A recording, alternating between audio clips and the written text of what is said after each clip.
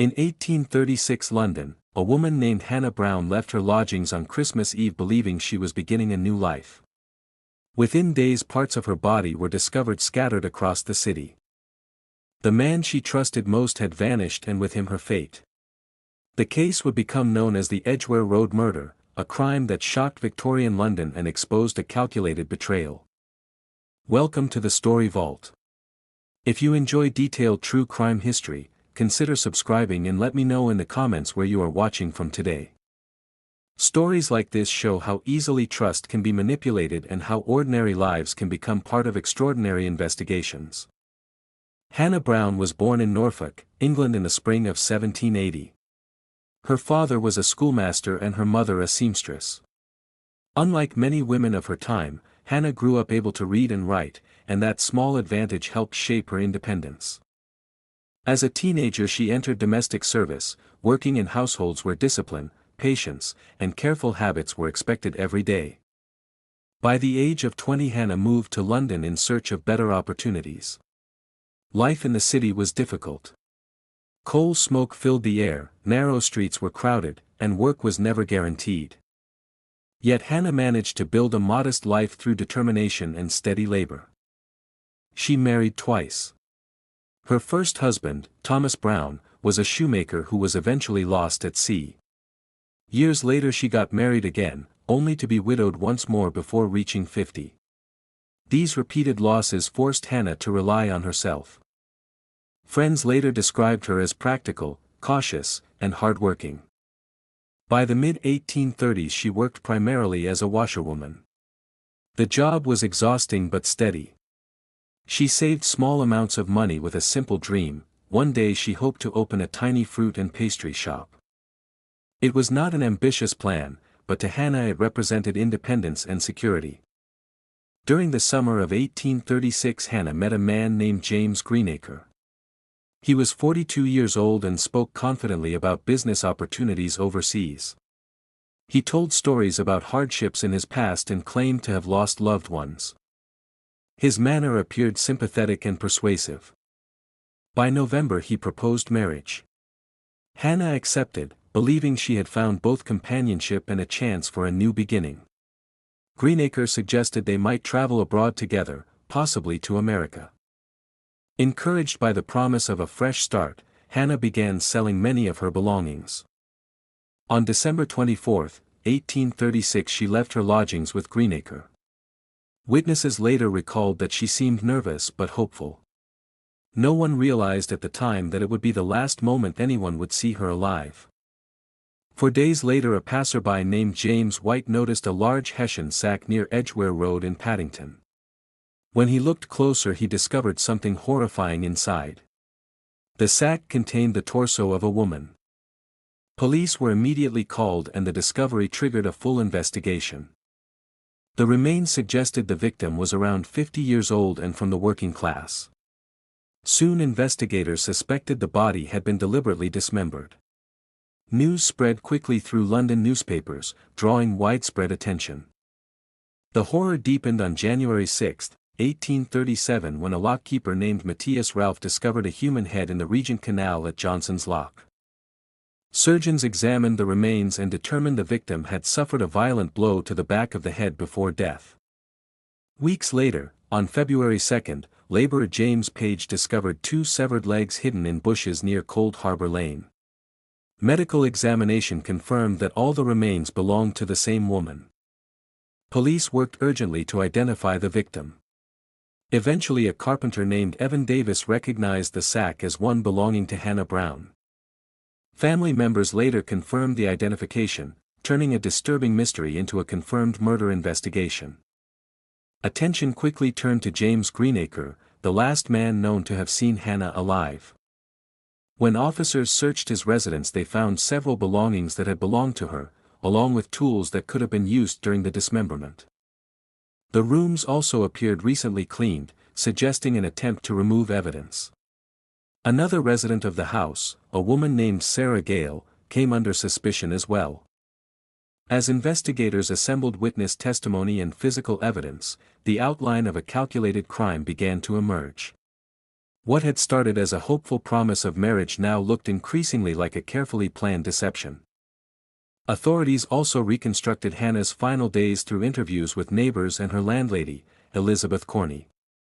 She explained that Hannah had spoken often about the coming marriage and the journey she believed would follow. The idea of leaving London and starting again somewhere distant had filled her with cautious optimism. That hope made the discovery of her fate even more tragic for those who knew her. Investigators now faced two questions. First, exactly what had happened inside Greenacre's residence after Hannah arrived there on Christmas Eve. Second, whether anyone else had helped conceal the crime afterward. The dismemberment suggested time, planning, and at least some attempt to hide the evidence. Public curiosity intensified with every newspaper report. Crowds gathered wherever new details were mentioned, and the story spread quickly beyond London. For many readers the case represented both horror and fascination. It was not simply the brutality of the crime that disturbed them, but the betrayal behind it. A woman who had trusted a man enough to plan marriage and emigration had instead been murdered and scattered across the city. As police continued building their case, it became clear that the coming trial would attract enormous attention.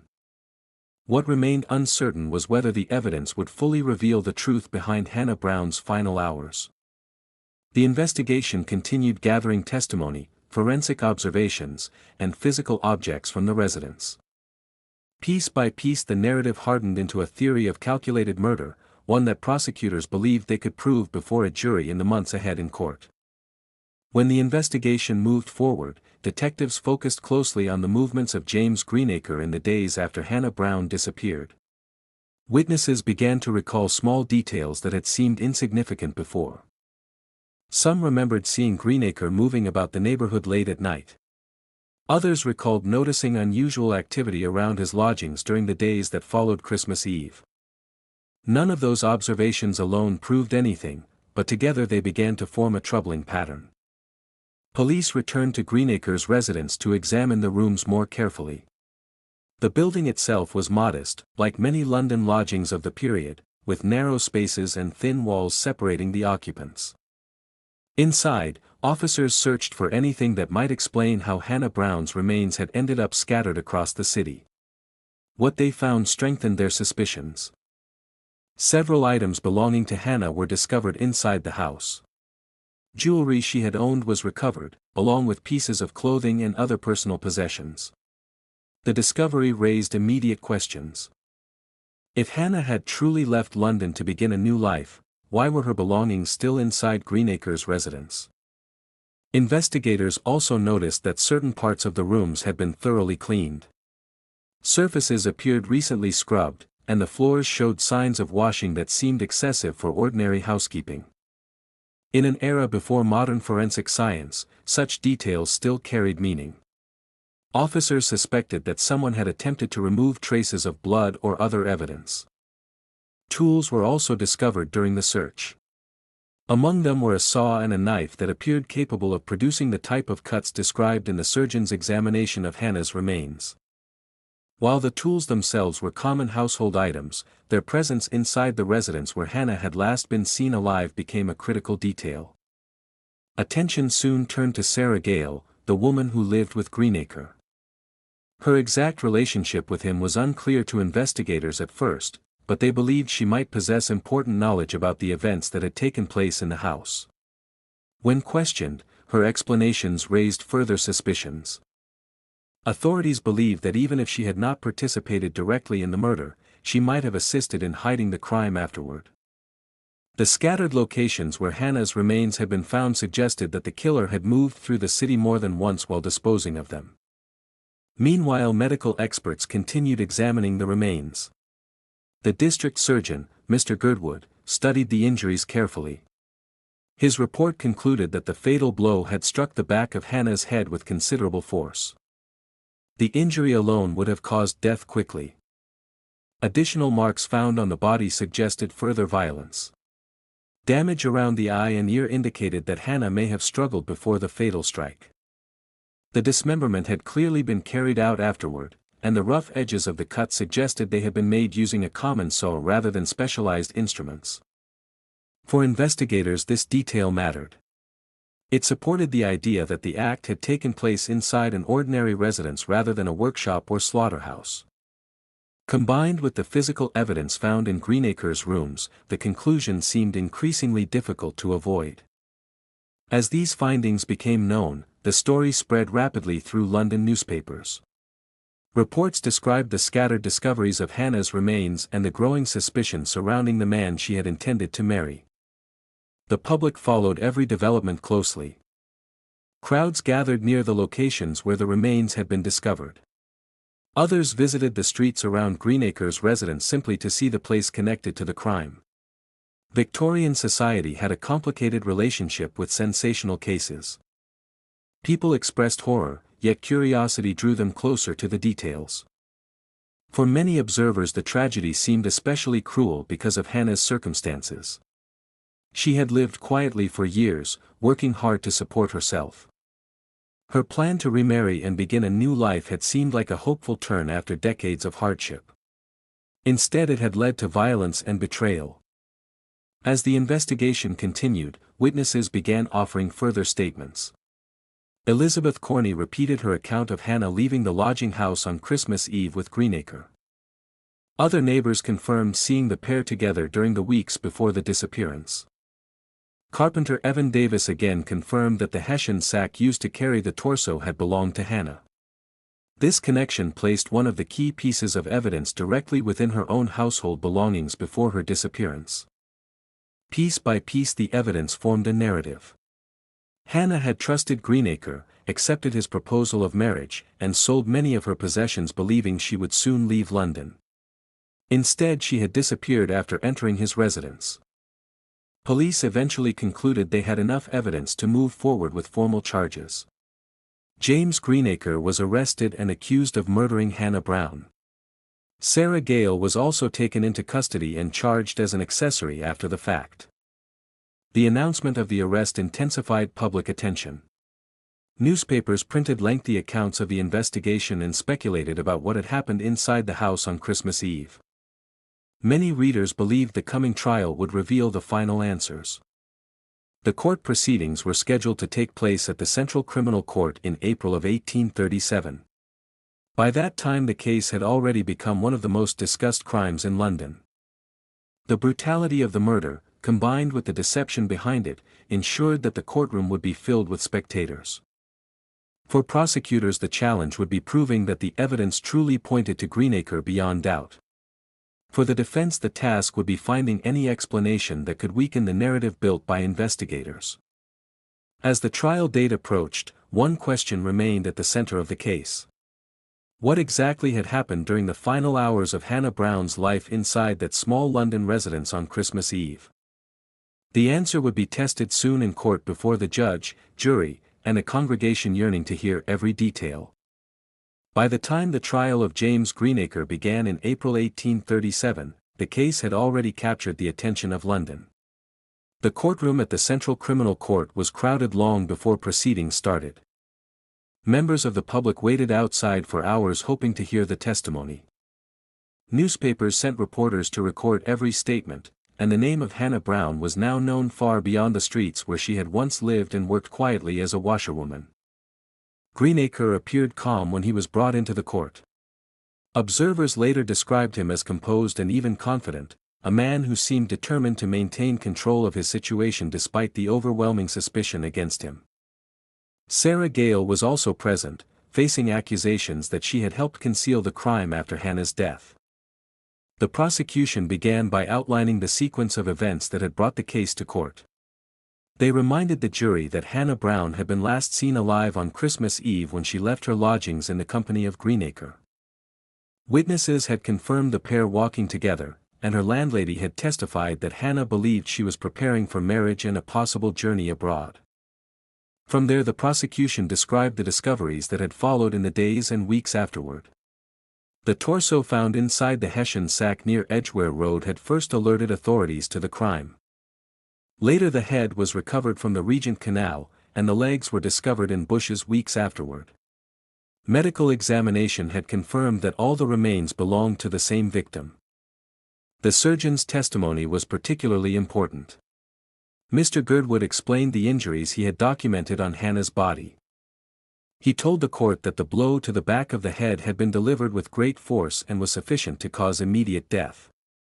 He also described the marks left by the dismemberment, explaining that the cuts were rough and consistent with the use of a household saw. These details were difficult for the audience to hear. Many in the courtroom listened in silence as the surgeon described the violence inflicted upon the victim. The testimony reinforced the prosecution's argument that the crime had not been accidental but deliberate. Next, the prosecution presented the evidence gathered from Greenacre's residence. Officers described the search of the rooms where Hannah had last been seen. They explained how they had recovered several of her possessions inside the house, including jewelry and clothing that she had owned before her disappearance. The officers also testified about the condition of the rooms. Floors and surfaces appeared to have been cleaned unusually thoroughly, suggesting an attempt to remove traces of blood. The saw and knife found inside the residence were shown to the jury as examples of tools capable of producing the injuries described by the surgeon. Witness testimony followed. Elizabeth Corney repeated the account she had given during the investigation, describing Hannah's departure on Christmas Eve and her belief that she was about to marry Greenacre. Other witnesses confirmed seeing the two together during the weeks leading up to that day. Carpenter Evan Davis again testified that the Hessian sack used to carry the torso had belonged to Hannah. His identification connected the sack directly to her household possessions before she disappeared. Taken together, the prosecution argued, these facts formed a clear picture. Hannah had entered Greenacre's residence believing she was beginning a new chapter of her life. Instead, she had been killed, dismembered, and her remains scattered across the city in an attempt to hide the crime. When it was the defense's turn to respond, Greenacre offered a very different explanation. He claimed that Hannah's death had been accidental. According to his statement, a dispute had occurred between them, and during the argument she had fallen and struck her head. He insisted that panic had driven his actions afterward. Fearing the consequences, he said he had attempted to hide the death rather than report it. His defense argued that while his behavior afterward might appear shocking, it did not necessarily prove deliberate murder. The defense also attempted to distance Sarah Gale from the crime. Greenacre claimed she had no knowledge of the events and had not participated in any effort to conceal the body. Her involvement, he suggested, had been exaggerated by investigators. Despite these claims, the prosecution emphasized the contradictions within Greenacre's explanation. The careful scattering of Hannah's remains across multiple locations suggested planning rather than panic. The attempt to clean the residence also indicated awareness and deliberate effort to destroy evidence. Members of the jury listened carefully to each statement. The case had already become famous, but their responsibility was to examine the facts presented before them inside the courtroom. Over several days they heard testimony from witnesses, investigators, and medical experts. Outside the courthouse the crowds remained constant. Newspapers printed detailed summaries of the proceedings each day, and people across London discussed the case in homes, markets, and workplaces. For many the story had become a symbol of both betrayal and the dangers faced by vulnerable individuals. Eventually the time came for the jury to consider their verdict. They withdrew briefly to examine the evidence that had been presented. When they returned to the courtroom, the atmosphere was tense. The foreman of the jury stood and announced the decision. James Greenacre was found guilty of the willful murder of Hannah Brown. The verdict confirmed what many had suspected since the investigation first revealed the details of the crime. Sarah Gale was found guilty as an accessory after the fact, meaning the court believed she had helped conceal the crime after it occurred. The judge then addressed the prisoners and prepared to deliver the sentences that would conclude one of the most disturbing trials London had witnessed in years. The courtroom fell into a heavy silence as the judge prepared to deliver the final sentences. Everyone present understood that the verdict had brought the long investigation to its final stage. James Greenacre stood motionless while the decision that would determine the rest of his life was read aloud before the court. The judge addressed him directly, recounting the evidence that had been presented during the trial. The court had heard how Hannah Brown had trusted him, how she had agreed to marry him, and how she had sold many of her possessions in preparation for the future he had promised. Instead of a new beginning, the judge said, that trust had ended in violence. Greenacre had attempted to explain Hannah's death as an accident caused during an argument, but the jury had rejected that claim. The deliberate efforts to hide the crime, the dismemberment of the body, and the careful scattering of the remains across different parts of the city pointed to a far darker truth. The judge declared that the crime had been one of calculated cruelty. Hannah Brown had lived a life defined by hardship and work, and yet she had still hoped for companionship and stability in her later years. That hope had been exploited. With those words, the sentence was pronounced. James Greenacre was condemned to death.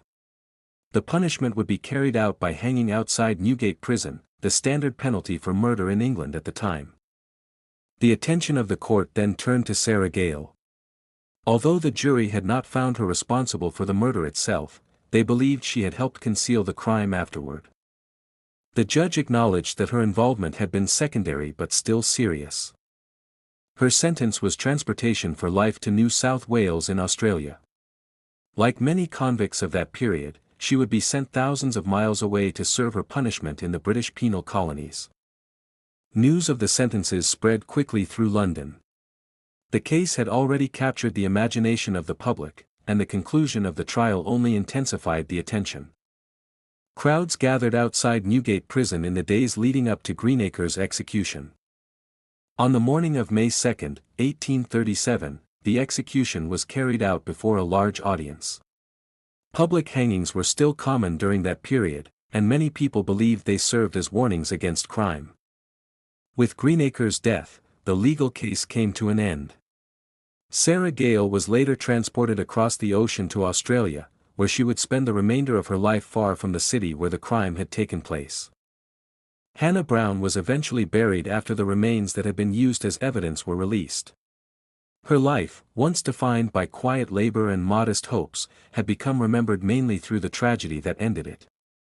The story of the Edgeware Road murder remained in newspapers and court records long after the people involved were gone. It stood as a reminder of how easily trust could be manipulated, and how a promise of a better future had led one woman into a fatal deception.